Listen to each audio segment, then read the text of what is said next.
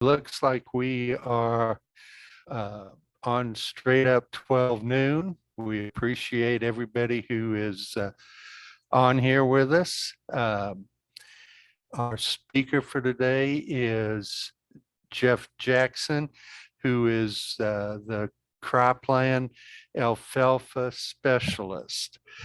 He's been here in the Midwest for a long time. We very much appreciate him taking the time to visit with us today about the crop that's coming up. A couple of housekeeping. If we can get everybody to go ahead and click off their video and then make sure they are muted for the program. That just helps with our bandwidth. So we are going to we've got it recording. Jeff, the podium's yours. All right, folks. Well, as you can see me on your screen, I am in my compound here near Kansas City, Missouri. Thanks everybody for joining. I hope we have a great presentation. I guarantee you'll have a great presentation. It's just depending on what you get out of it. How's that sound? So I will share my screen here, and anybody that had the original invitation got a little bit of a bio on Jeff Jackson. So I won't go into that right now, but we will share screen, and we're going to share screen 3.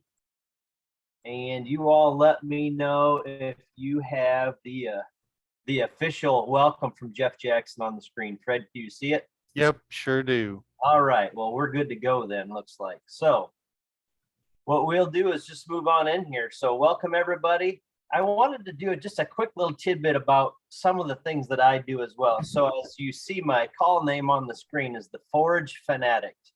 So I've used that to brand myself on Facebook, Twitter, Snapchat, YouTube, TikTok, and Instagram. Now, I don't do all of them every day. I don't even do all of them every week, but once in a while, you'll catch a tidbit on one of those channels about agronomy pieces, whether it be alfalfa related, sorghum sudan grass related, pearl millet. You might get a deer picture. You might get something to Jeff Jackson woodworking in between, but I try to do a lot of agronomy pieces on there that's forage related. So for people that are on the call today, there are quite a few times you'll pick up something that I seem to be quite useful. And for people that live a little farther north than where I spend some of my time, it's a little bit of a warning system. Something's happening in the south, well, then you'll get a warning for the north that's coming your direction. So it's kind of useful that way as well. So as some of the introduction for this meeting was sent out about the factors that I might discuss today, well, when Fred and I talked about doing this original meeting and put this list together, you know, we couldn't predict the weather. So we didn't exactly know how things were going to roll, where we would be at this point in time. But I'm going to take you where I feel most everybody on the phone can get a benefit or on the program today from where we're at today. So part of it's field scouting. So how do we scout our fields, ladies and gentlemen? Having a hard time seeing. So, you know, hopefully not everybody is simply just cruising down the road 55 miles an hour in their white Chevy pickup or their Ford pickup. We actually have to get ourselves out in the field, be engaged, know what's going on, scout. Boots on the ground, let's get out there and do that. So that being said, I'm going to try to lead with a lot of visual stuff. I'm a very visual person, and then we'll talk about what's going on. This is not a current picture from 2022. This is probably from about 2017. But example is, what's happened here? What's going on? If you do have any questions or anything, please try to let me know, and I'll see if I can't turn on where I can see the chat function. There we go. So there are potential in the alfalfa world to have this phenomenon called winter alfalfa and or some winter injury as we go into looking at what's happening for our stands to make some decisions. So this is a particular example a few years back where we had, literally this picture shows along the fence line, we had a snowdrift protected the field very well. We got some nice warm weather, things started to melt, then we froze for a few days afterwards, and we had an ice sheet on that ridge that's in between. So we literally smothered some alfalfa plants, but we want to be aware of what those things look like. So I'm going to try to pull you down the road with me into, if some of you haven't had enough regrowth to really go scout fields yet, or you're just starting to get good regrowth in Iowa and going north. So in Missouri, you know, fortunately, I've had a few more warm days. I'm probably 12 inches tall down here today. So I know what things are going to look like. But for some of you on the call today, and or maybe you're going to use this in the next few weeks, as it is a little bigger yet to make some decisions. So this is an interesting photo. And I want everybody to just recognize the height difference between the plants in this picture. So this is one of those days where Jeff and an agronomist were cruising down the road and we're looking across an alfalfa field and we go, yep, things are greening up, looks good. But we decided to stop and go take a walk. Now, if you note the plant to the left is probably 6-7 inches tall. Then we get another shorter plant that's just a couple inches tall and one third one that's just barely getting germinated. So I got curious. And here's what happened. Well, so intern and I, we got the shovel out. This is not the same field, by the way, but this is what it should look like if you're in the same field. And we dug those two plants side by side. Again, note the difference in these crown appearances. The crown to the left, very healthy, bright, white, very pressure. It has very good turgid pressure. The one on the right, soft, mushy, doesn't look good at all. But let's go back to that picture again. Folks, we have a plant that is green. It has greened up, it has green on top, and then we have this 6-inch plant next to it. In the field, when we dig those side by side, I can tell you that the plant to the right is dead, okay? That's a dead plant. This is a typical plant crown rot, the look of a crown as it has winter kill. And we're gonna go through a couple more pictures so we can have a little description of how to tell whether it had crown rot from the year before and if it got killed over winter due to winter kill, and how to break those two up and show differences. So just as an example, again, that field looked green. I can tell you that the plant on the right will not live. By the time the environment around you warms up, the soil gets warmer, that plant will just decay faster, that root will basically just go away. And that top that you saw, the growth that was there earlier, will probably just shrivel up and go away. So with that being said, those are some things to be looking for as you scout these fields, okay? Now, this is fresh, Northwest Iowa fresh. Today's Wednesday already. These pictures were taken on Monday, Northwest Iowa. Okay, so we're looking at that field and we're going, oh man, we probably better go check this out and see what's going on. We have some uneven emergence again. So breaking dormancy looks very uneven. So here's the scenario. You see 3, 4 different plants across the top of this screen, 5 different plants that had the crowns split. You see one to the right that basically looks dead. The 2 plants in the middle have some green growth, but there could be some symptoms of some damage here. And then the plant to the right, very bright, vigorous, lots of stems, looks very, very healthy. So let's break that down a little bit more. All right, so again, the plants that we would have noted off to the right of that original picture. As we look at this, you can see this off tan, goofy yellow. We all are in the livestock business or done some of this. I utilize this as the opportunity to call it the calf crap yellow. So we all know what that looks like.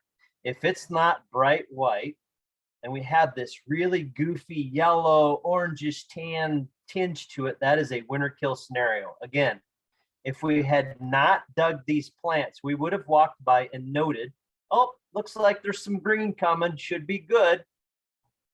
Now, this plant is basically expired. Those green pieces will go away because I'm guessing in Iowa right now, where these were taken, the soil temperature's probably mid 40s. As things warm up and we have a hot week or a warm week next week in the 70s, lower 80s in some parts of the country, it's going to really show the effect. So take note of that as well. But that's what a typical winter kill, whether this plant was smothered from some ice, probably not likely due to the moisture we had over winter. Did it get dehydrated? It looked to me like this field was cut late last year. As you look, we'll look at the stubble again. So late cut field, most likely well into September or early October. So we took all the cover off. Did we have a dehydrated plant? Don't know. Was it just worked so hard last year that they didn't have enough energy stored to overwinter and get through the challenges? Possibly.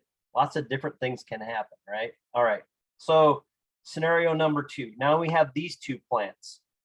Again, we can see some of the damage that's starting to show up in the center of that crown on both of these plants. Now we know that there is a little bit of a plant health deficit here because these plants should have actually, if they were completely healthy, should be the same height. They're relatively the same size as the next photo that we're going to show again. So will these plants make it? It's a little bit harder to tell, but again, in another 7 to 10 days, you'll know exactly how this stand's going to look because you'll get the heat next week to make those more damaged plants deteriorate faster so you can really get a good look at it. But again, these would be suspect for me. Now, then we get into this guy. I think some of this discoloration might have been some crown rot that started last year. Maybe it's a little bit of some smearing with some mud and some dirt. But again, the top of this plant looks very vigorous. I would not question that this one's going to make it this year. It looks very healthy. It might have had a little discoloration from last year, but it's not, definitely not the same style of color that you see in this plant that's basically toast. So what I wanted to start you out, everybody, today here was, okay, what are we looking at? How do we go out there and make these rotational decisions? Because again, in many parts of the country, and as I looked at the corn planting progress and soybean planting progress, there are areas that are single-digit progress numbers for corn and soybeans. And even I think the sheet I looked at last night showed Minnesota hadn't really even started much, which we know that's probably not true, but I think that's there's a lot of stuff going on out there. So, okay, we have that crown. Still looks pretty healthy. Now, these are some photos again from a few years ago, and I want to show these just to differentiate a few pieces.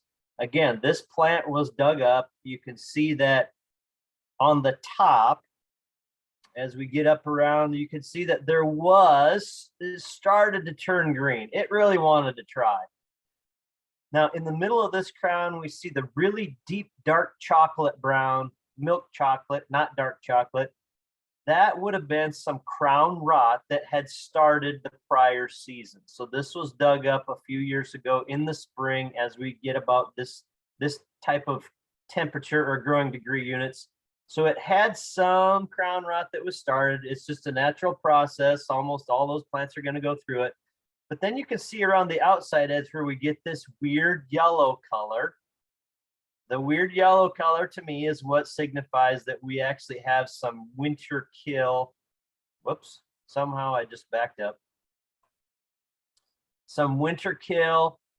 And this would be a scenario where we actually had a little bit of ponded water that had some ice for a while. So this was kind of one of those where you'd expect it to happen. And that just example of how to differentiate between previous crown rot that had started and current winter kill issues that are in those plants. So again, picture to the left, maybe had a little damage last year. We have some severe winter kill on it now, but it does have a green shoot. Now, How many times has Jeff already talked about having a potential green shoot, but being basically a dead root? That's one thing that I just need everybody to take home with you. You don't know the true effect of all this until you get yourself out and start digging some crowns and look at what's happening underneath the soil. Okay. Both of these pictures very similar. The one to the right, again, you can see that it had some damage the prior year with that darker brown. But then again, you can see again in the part that should have been white, we have this weird off yellow color, and the top is basically very slow to grow, pale. Behind everything else, this plant's basically dead as well. So we basically have two dead plants there from winter kill. Now, we'll get away from death and destruction for just a minute, but I needed you all to understand that that can be happening. In the last 3-4 days, I've had multiple phone calls from, west central Minnesota, northwest Iowa, Sioux Falls, South Dakota area. So kind of in that, I still have a lot of contacts and do a lot of work in the I-29 corridor. So that's it's common for me to get those phone calls. But in that area today, we have some alfalfa that's 5 inches tall. Did not get cut late last year. Go across the road to a field that was cut late. Very little regrowth, looking a little bit sick, more plant damage. I don't want to throw everybody into a panic that if you did take a late cutting last year, you're going to have a disaster. Although I want you to be very cautious and do some diligence and go check those fields and make sure that you have an understanding of what the underground portion looks like and how healthy they are. Because from everything I've picked up so far, the fields that got left alone past September 1st, Labor Day, are faring very, very well right now, and they have very good regrowth starting and look quite a little bit more healthy. So we've gotten by with this many, many, many times. And if anybody were to call, and I know I have some counterparts on the call today, if they were to call us and say, hey, we have an opportunity to take a late cutting in late September, October, what do you think? We are going to give you the options and weigh out the benefits and the potential damage and say, okay.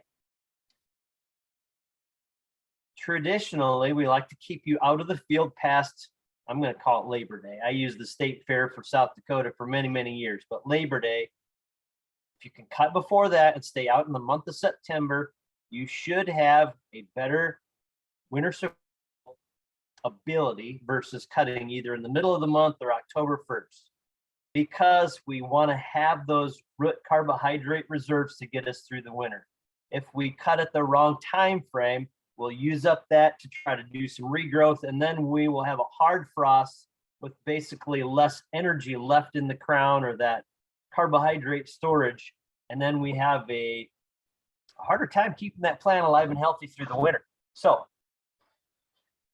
now on your screen is a picture of what we would call, we take our scouting ring out, we dug up everything in a square foot. Okay, now I'm going to zoom in on these and we're going to take another quick look.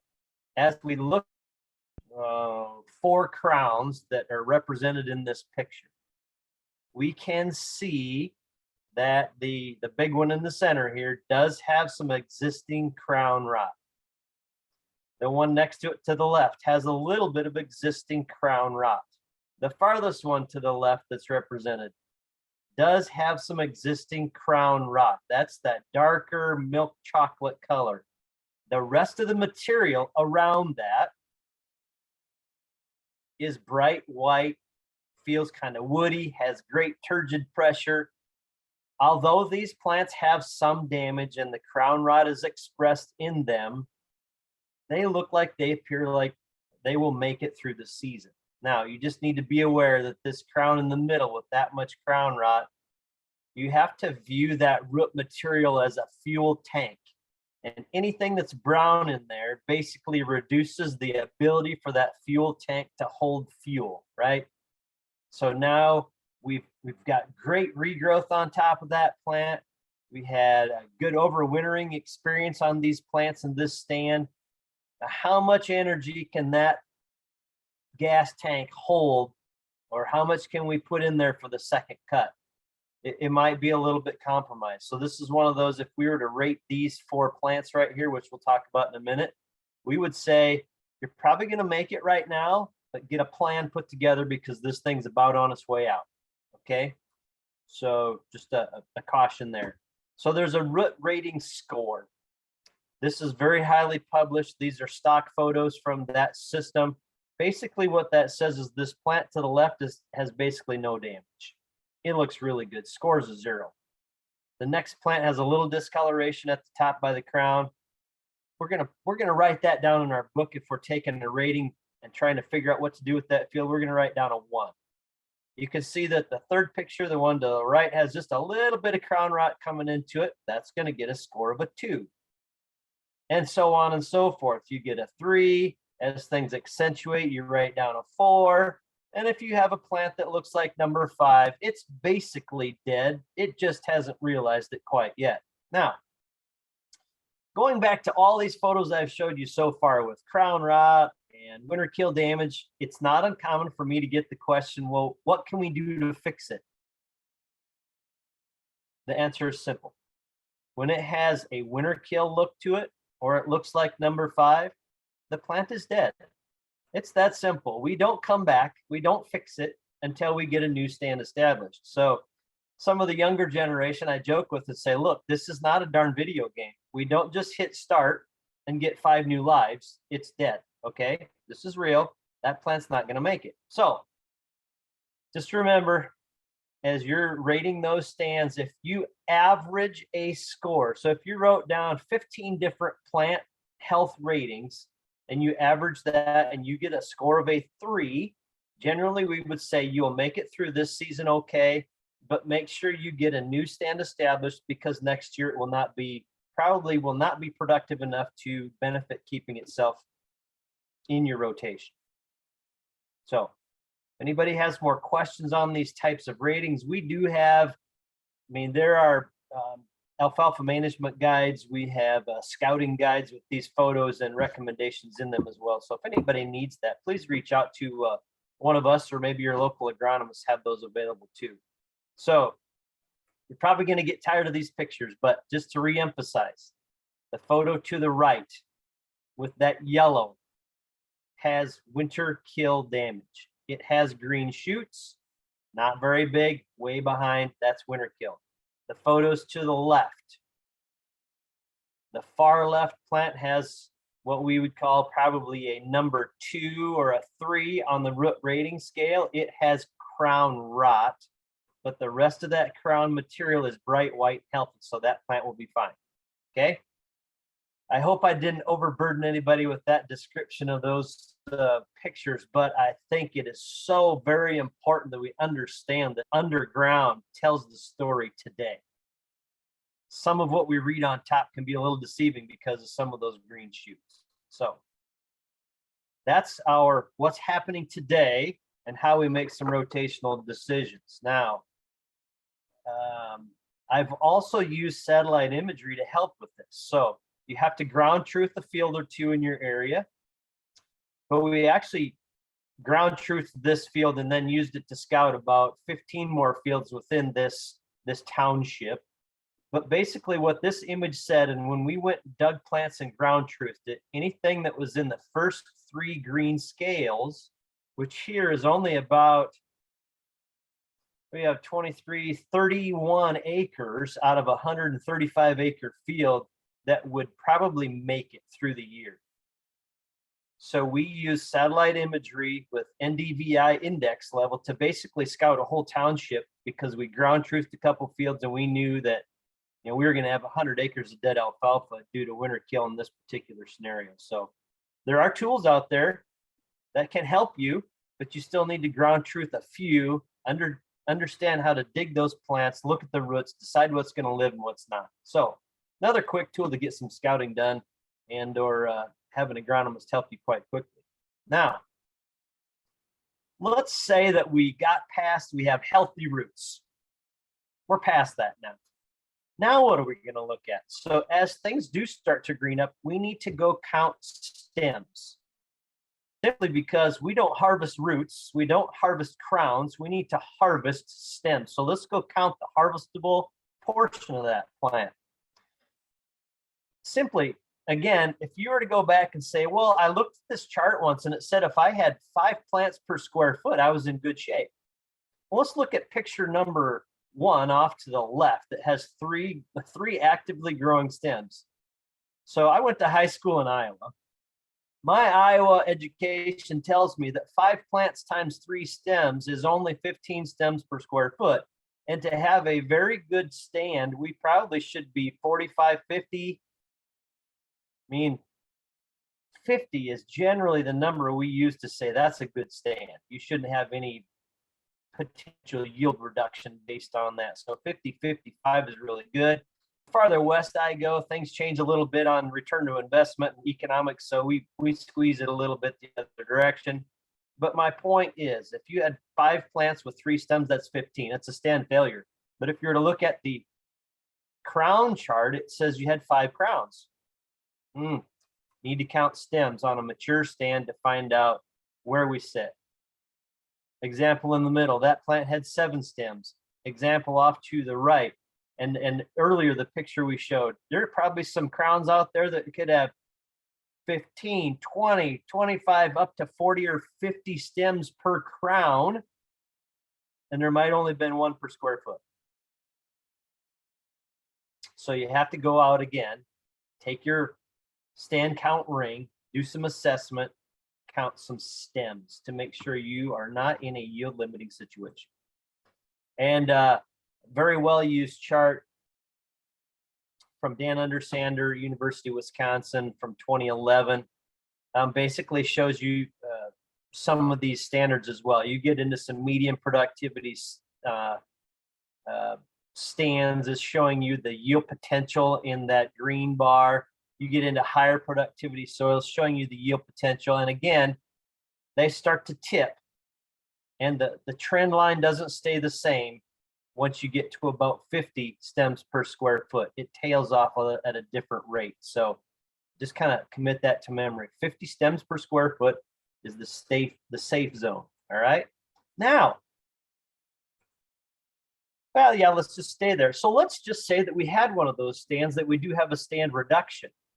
We don't have a plan to put more alfalfa in right now. We want to extend the life of that stand and make sure that we have a very productive acre and we can produce feed, whether it be for lactating cows, heifers, calves, beef cows, feed yards, whatever your situation might be.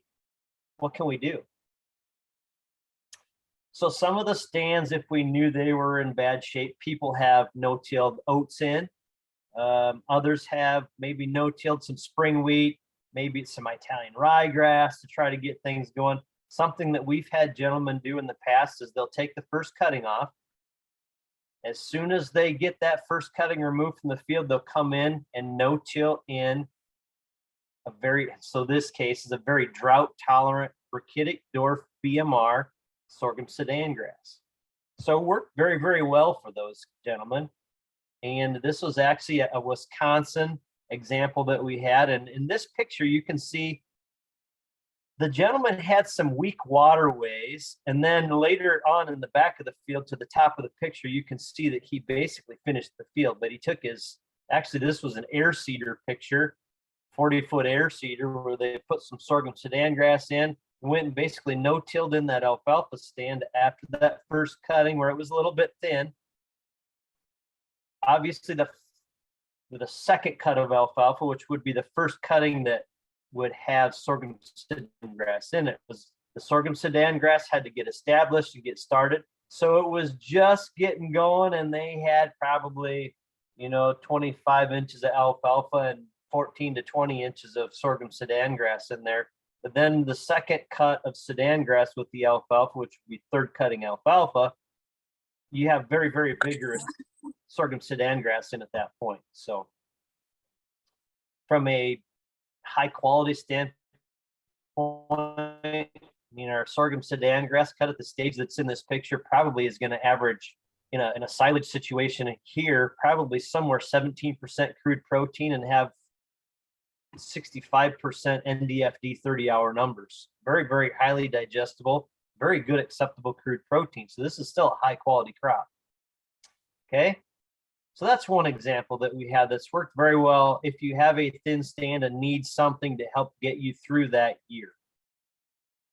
The other thing that I have seen done is this is a particular scenario where an alfalfa stand, again, was getting kind of thin, took the first cutting off, let the alfalfa get a little bit of regrowth about June 1st, killed the alfalfa with a herbicide program and no-tilled in a BMR pearl millet.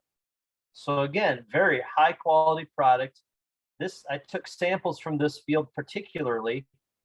The crude protein samples were 17, 18% crude protein, and the NDFD 30-hour was 70 and 74%. So again, very, very digestible. They are a very, very high fiber crop with very, very high fiber digestibility. So again, to complement what some of you are doing, this was chopped, I think they cut it at about 45 days after it emerged. And I was there just prior to that chopping process. So they swathed it, let it wilt for about a day and a half, 2 days, and picked it up with a hay head and made some excellent silage. Pearl millet's a little bit of a wild one. Let's go back here a second. I want to talk about cutting height. If you do get something like this done where you're going to interseed, again, we don't like to scalp alfalfa, and we certainly cannot scalp sorghum Sudan grass. So we need to be probably 3 inches cutting height. A little bit better might be good. You're going to plant that. You're going to try to get that sorghum about 1 inch deep. We can get more information for anybody if you're wanting to know fertility and all these other agronomy pieces, but about 1 inch deep, you're going to want to cut it about 3 inches high so you get good regrowth, which will again benefit your alfalfa, maybe cut down on some ash content otherwise. This BMR pearl millet, you need to cut it about 5 or 6 inches high. The growing point's a little higher in that plant. And if you want to have good regrowth and a second or third cutting out of these things, they're going to get cut about every 30 days once you get them established. Fit that rotation in your alfalfa program fairly well. Okay. Again, 5 to 6 inches high. You need to keep in mind this, even when we're doing pure stands of alfalfa, please limit your traffic. If you can find roads and patterns to get people in and out of the field and drive over less plants that we are expecting to regrow, that's going to be a benefit to you all. So take that into consideration as well. Now, this is a BMR pearl millet. I've also done some conventional pearl millets before. I put this in here an example where we did a golden German millet versus a conventional pearl millet, and you can see that the conventional pearl millet is, in this photo to the right, a bigger, more massive, greener. At 45 days, the other crop put a head on, was ready to cut. We cut this crop off. The pearl millet regrew. The golden German millet only had 1 shot and it was done. In this example, we took 4 tons of dry matter off of that pearl millet. At the same time, we took 2 tons of dry matter on the golden German millet. So when people call and tell me that they're planning on planting millet, I have to differentiate. Not Japanese millet, not golden German millet, not Siberian millet. A pearl millet today is, in everything I've seen, a far better product. So consider that as well for any warm season annual crop. For the guys that are interested in forage quality, when we get done with this presentation, I'm going to send Fred the PDF version so it can be shareable where you can get some of these quality numbers. And again, this is a sheet where I had summarized my Iowa samples and a Missouri sample from my own farm. And as you look at crude protein, 14, 17% up there. Even get some very low, everybody likes to look at these UNDF 240-hour numbers. So we're under 8.5, just barely under 9% UNDF as well. So very, very digestible. For people that are in tune to RFQ, we're talking 150, 163. You know, we had about a 30-point spread between the conventional and the BMR on my farm here a couple of years ago. So anyway, great information out there, high quality products to help you be able to fill in if you have an alfalfa stand failure. Now, I talked a little bit about cutting height.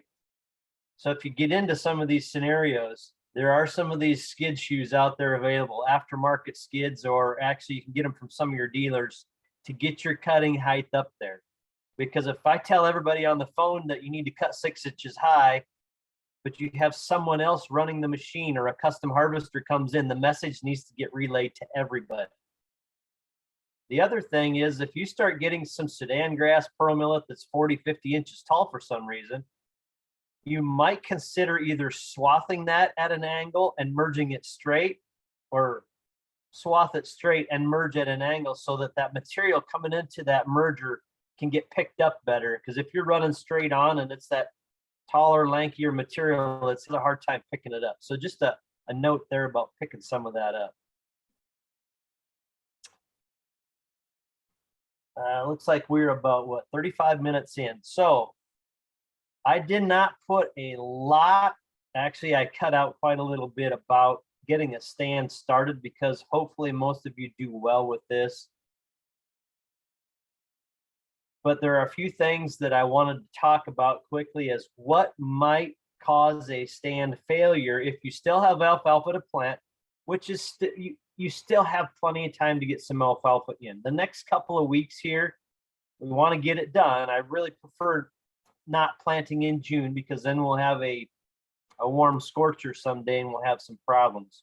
But for everybody that was worried that they didn't get it planted in April, with the soil temperatures you've had, you could plant it now in a warmer soil and probably be ahead of stuff that was planted a week or 10 days ago in a cooler soil type. And now that we've had moisture, they were laying in cold, wet dirt. Now we're going to be in moist situations, hopefully, with things warming up. So you're really not going to be behind, in my best estimation today, for most people on the call. So what are some things that we need to consider as we're trying to get a stand established and not have failures? Variety choices can make an impact. If we had 3 hours to go through this conversation today, we'd have a whole 30-minute section just on variety selection and how that does impact your decisions. But they are not all created equal. If you're in many of the environments we have today, there are plant health pieces and disease packages that are significantly better from one variety to the next. So variety choice does make a difference. Residual herbicides. Can't remember if I left that list in here. I did not. Residual herbicides. Folks, there is a list that will fill a whole page on residual herbicides that we use in our cropping systems today that can damage seedling alfalfa. And not just damage it, but maybe even prevent it from coming up and or killing the stand completely. So please be aware of what you used in the last season, maybe even going back to 2 seasons worth of chemical use due to the half-life, the dry fall we had, heavier, tighter soils, maybe the rate, maybe there was some extra put on to control some hard to control weeds. Please be cautious about residual herbicides. We don't like to replant alfalfa stands for recreation.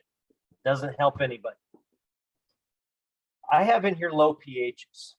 So generally, a low pH under, in my estimation, 6.5, 6.2 really starts to impact alfalfa stand. Partly because we are trying to get an alfalfa with some fine root hairs to develop some nodules. We just have trouble when we get a low pH. So under 6, 6.2, 6.5, we really like to see some lime or some gypsum out there and ahead of time, not at planting. We need to correct that soil ahead of time, get things done correctly. So soil pH is a big deal. If we get higher pHs on the basic side versus acidic, generally at that point, alfalfa germinates well, it grows fairly well. We just have to be aware of what that does to tie up nutrients. So on both sides of the spectrum, we have to watch nutrient tie up, but on the low side, the acidic side, we really need to watch because we're trying to get a live bacteria to help us create nodules to produce nitrogen to feed that plant. And when we get down there, it's just not conducive. So that's one thing. Loose soil. We need good seed to soil contact, excuse me. We have this tiny little seed and it needs to get moisture from the soil. And if we have air pockets in there due to a light, fluffy seed bed preparation, we can have some issues. So again, make sure we get that seed bed firmed up. In my notes here, it says, if you need to do some field tillage, do your field tillage. Pack the alfalfa stand. Run the roller on it ahead of time. Then put the seed out. Whether you're doing it with a drill, some of you might still be using an airflow to spread it and you're going to drag it just a touch and then pack it again. I don't care. On my farm as well, I do my field work. I pack it with a cultipacker. Sometimes twice, depends on how fluffy I have it. If you walk across that field and you sink in deeper than the sole of your shoe, or the old adage of you need to be able to bounce a basketball out there, if it's not that firm, do it again. So I will pack ahead of the drill. So I pack first with a cultipacker, then I run a press drill. And depending on how things look, most of the time I'm good with that, but you can also pack or cultipack again after you've seeded that stand. But we need good seed to soil contact. If you have really light, fluffy, dry soil and you hit it with a big flat land roller, it might look pretty and it might look smooth, but take a stroll across there. Make sure that it's firm enough, because I've actually had these issues before where we hit it with a flat roller, actually even twice, and we didn't have enough moisture in that soil profile to even hold that together to keep it firm. So when we seeded our alfalfa, not knowing that it was still that soft, we still had a really, really spongy seed bed, and it was a challenge to get it up because too much air. So loose soil, we need to pack that seed bed. Seed consistency. We don't want seed too deep. We don't want it all too shallow. So therefore, if you firm the field first, then you're out there with the drill, you keep those little row units from bouncing all over. If it's a nice packed field, you have very, very minimal movement. You can keep that seed more consistent. Once you get the drill through the field or your planting system, I would say, if you see maybe 5 seeds per square foot, 6 seeds per square foot on top of the ground, you're still okay. That tells you that it's not too deep, okay? So we just don't want it too deep, but we don't necessarily want it all on top either, where it can germinate and dry up. So make sure we're about 1/4 to 3/8 of an inch deep. Beautiful. 1/2 inch if you're in lighter soil. Now, the next part of this, so we've got our alfalfa scouted. We've decided whether we're gonna keep it or not. Remember this as well. There is a lot of $8 corn going in right now, and inputs are kind of expensive. We have, and I did not get the notes in here on that. I don't know why I didn't, but the nitrogen credits coming back to us by utilizing this old wore out alfalfa stand, or this stand that we just found is maybe damaged to the point where we don't want to take a chance at it. Let's make sure we get a rotational option considered in there to utilize that nitrogen credit. We can grow a heck of a lot of corn on whatever nitrogen's left off of an alfalfa stand. So rotate to corn. Maybe we interseed some warm season annual in there, or maybe we go ahead and take out that alfalfa and plant another warm season annual, so we still have a high quality forage crop that we can utilize on those acres this year. The other thing I didn't mention about some of those warm season annuals, very drought tolerant, very water use efficient. We use about 50% to 60% of the water as a corn crop to raise the same ton of feed. Lower seed costs, lower fertility costs, all those kind of things go into play as we look about our management system this year. Now, let's say we have some really good alfalfa stands. And if we're in Iowa today, you still have this opportunity, or Iowa going north, I would say, probably Interstate 80 north. you still have this opportunity to catch your alfalfa at 4 to 6 inches of growth as it breaks dormancy. If you're to call me and say, Jeff, I have a few dollars to spend, what's the first dollar you would spend? I would put a good fungicide on to protect the lower portion of that plant, probably that bottom 8 inches, because during the season, as that plant stand starts to get tall and we start shutting down the sunlight down there and we get some moisture, some dew, some rain, we have a perfect scenario for some diseases. Now, how many times have you been in your alfalfa field before you're ready to cut? You pull the canopy open and you see these bacterial leaf spot, black stem. Maybe the leaves are necrotic. Heck, they could have even fallen on the ground. I've been in stands before where the bottom 10 inches of the plant had no leaves left. So what can we do to preserve leaves? Leaves are what we want to get to the bunk, the pile, in the bale. That's the part that we really want to harvest because they're probably 400 to 500 RFB, RFQ number, and the stem's running about 100. So you think about the high quality portion, what can we do to preserve quality and yield to go to the pile? So to me, it's a very good fungicide. Now, in this scenario, I threw in there, so fungicide, Maxin is our own line of micronutrients. So fungicide, micronutrients, a plant growth regulator, and consider an insecticide, okay? It might seem early, but we're going to talk about some insects here in a second. You need to be aware that the alfalfa weevil is alive and well. And if you're not watching for that baby and taking care of it, it will get you. So a little bit more to come on that. So no application, you can see what that looks like. This is what looks like side by side, basically, in the canopy where we did a fungicide application. So maintain the integrity of those lower leaves. We kept out the black stem, the bacterial leaf spot, kept things clean and healthy. And we're going to utilize that application up front. And this was a headline application multiple years ago. Today, there are other fungicides that are labeled for alfalfa that do an extremely good job. So let's not get into trade name uses. It does not have to be headline. This is what I used in this particular study. So very healthy plants, micronutrients to feed those plants. When you consider how cool and wet that soil is right now, and that micronutrients are very immobile in a cold, wet soil, let's feed the foliage. Let's get a kickstart and get things going, right? So this was a field from Minnesota that we had a few years ago, and you can see this light or this brown area towards the bottom of the picture. This is an example of a field where they did the outside round with the sprayer. They did most of the field, but they knew there was a potential wet spot there, so they turned short and went the other way. And what you're seeing is a portion of the field that did not get an application. So even the stubble, the day after it was chopped for haylage, you can see a greener effect. It's healthier, the regrowth is coming, and we got through the second cutting by not needing a fungicide application due to the plant health we got out of the first application. So we're generally seeing 2 cuttings of alfalfa protected from 1 application.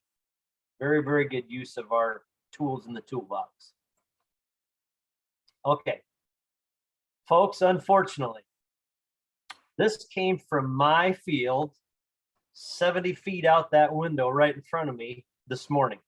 Okay, so I had alfalfa weevils hatch on my farm probably 5-6 weeks ago already.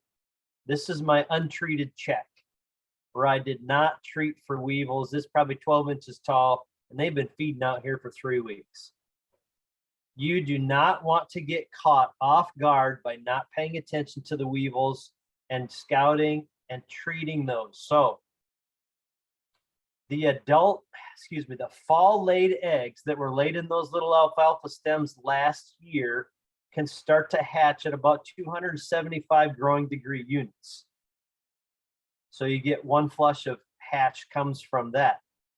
In the spring, as things start to warm up, the adults come out as well and lay more eggs.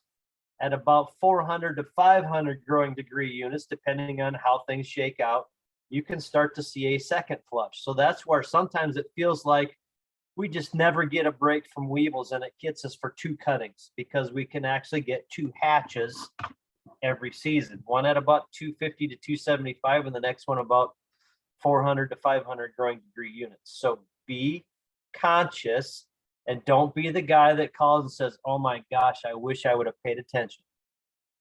I had some gentlemen that followed me very closely on my social media stuff last year caught that I was in northern Kansas and had spotted alfalfa weevils early. They were actually in like first week of April, we were finding them. So when they got the opportunity to do their fungicide, micronutrient, they threw the insecticide in, and it was a dramatic difference.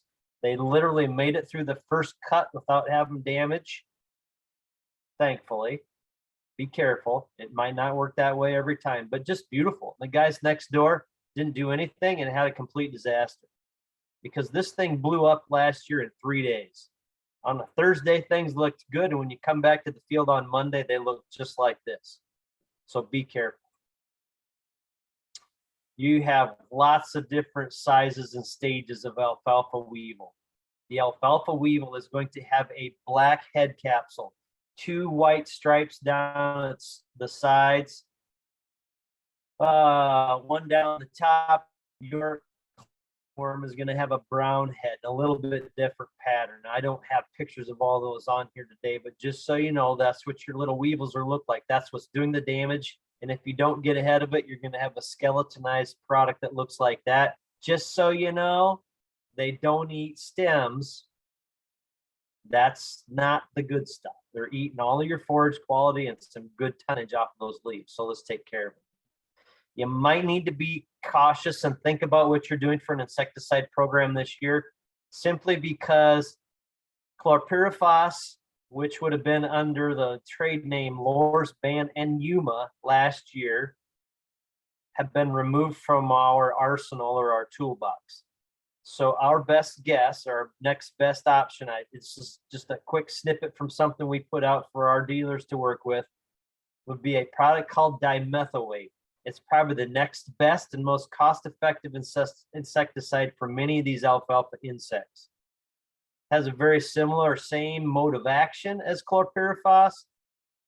But again, when we start looking at controlling these bigger weevils and adult aphids, we might need to still be doing some tank mixes out there because they struggle a little bit on aphids and some of the big weevils. So don't have all the answers. I'm not a crop protection guy, but I wanted to make you aware that the crop insecticide use decisions this year will be different than they have been in the past due to this product being pulled off the market. So we no longer have Lorsban or Yuma out there to use. So just be aware of that. Okay, 12:53. According to everybody's lunch hour, my estimation, we have about 7 minutes left. Fred, we can either open it up for questions. You can adjourn people. I want to thank the 17 of you that are on today for joining us. I appreciate your attention.